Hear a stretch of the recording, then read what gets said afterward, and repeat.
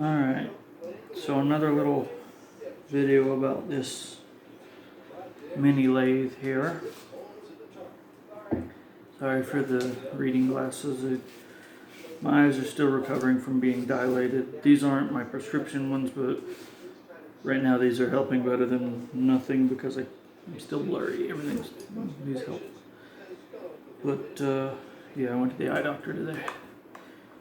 But so this plate that I mentioned I intend to attach to here, and having 4-corner pins and its original 2 little rail system to keep it from being wiggly. Well, I was facing it and stuff as best I can, checking it on the smoothest surfaces I have laying around the house, like the glass top stove and some spots on the refrigerator, and just checking multiple different surfaces that are supposed to be smooth and comparing this sitting flush on those, make sure they're clean, no dust or nothing under them, and seeing how much wobble I get out of it.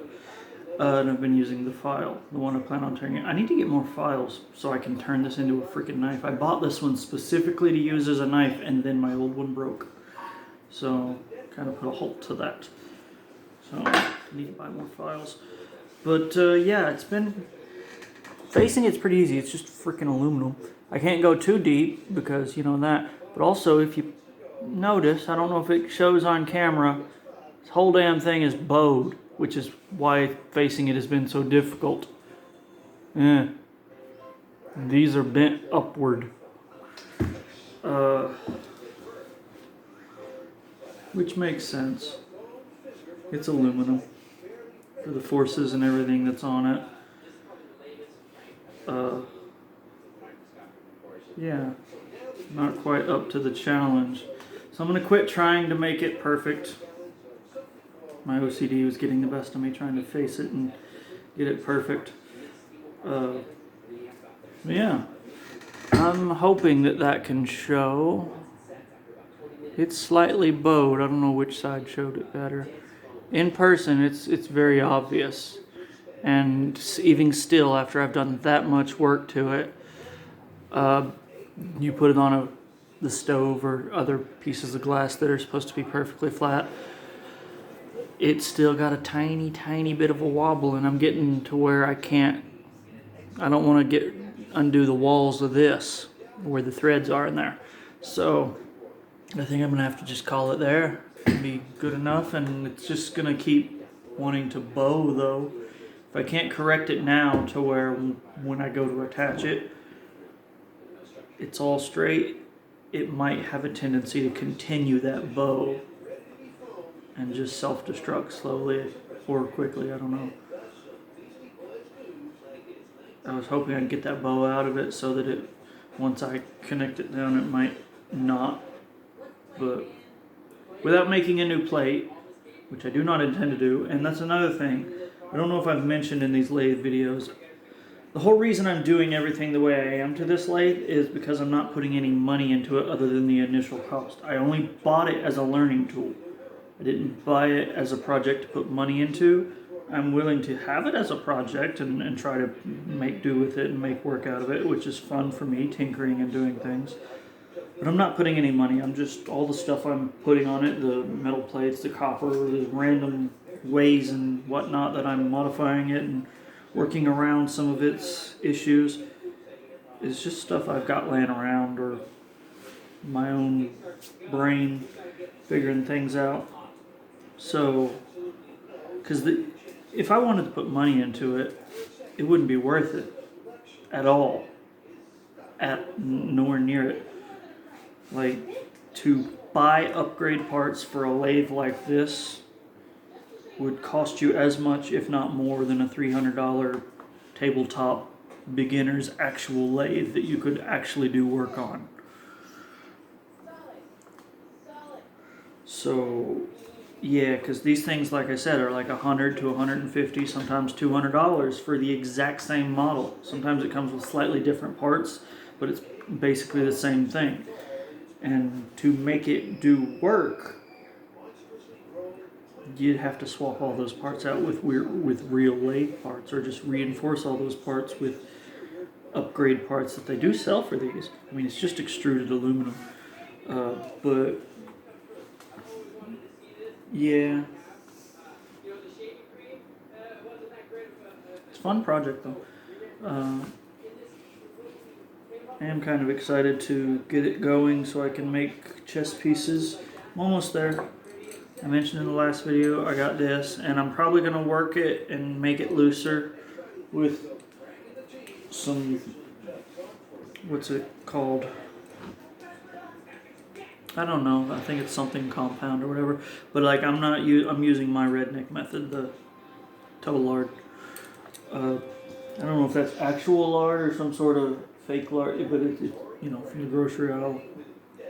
Looks like lard to me, works like lard. I've always used that shit as lube for stuff, not for that. But yeah. So yeah, I'm gonna try and mix some grit in with some lard, or maybe some cooking oil, something a little more viscous, more runny, I guess. Drip it in there and fidget with this and play with it while I watch TV or something and work it looser, because it is just aluminum. So if I do that, wear it in before I start actually using it so that it's just comfortable and easier to use. Now that I've got it to where that's not going to back up and this is not going to fall apart on me while it's spinning really fast. Or it shouldn't unless it breaks. It would have to physically actually break and become useless and dangerous. But there's that. And then yeah, I'm about to drill the holes. I'm going to put this back together with its two original little bits and the little rails that go in the thing here. Now that I've called it quits on trying to face it. But, and the bulge might be due to me, might not be due to the forces from the lathe working and stuff. It might have just been the threads I put in it. I mean, it did take out material from the inside. Not much, but some, you know. So, might be my own fault. I don't know. But at this point, it doesn't matter. I'm going to go ahead and screw that back down. And then I'm going to find a drill bit, if I have one that's not broken, that's small enough. I need to buy more drill bits too. I need more money. But yeah, and I'll drill those holes in the four corners, and then I'll tap them with some, I'll find some screws that I want to use, tap all the four holes with the screws, because this is just aluminum. I don't have a tap set or a die or any of that, so a tap and die set. I need to, but I'm unwilling to invest in a cheap one. That's a tool. Like, you can buy cheap tools depending on what you're going to do with them, but you need to know yourself and how you use your tools. And I'm rough on tools. A cheap tap and die set, I break drill bits like crazy, so no, I can't.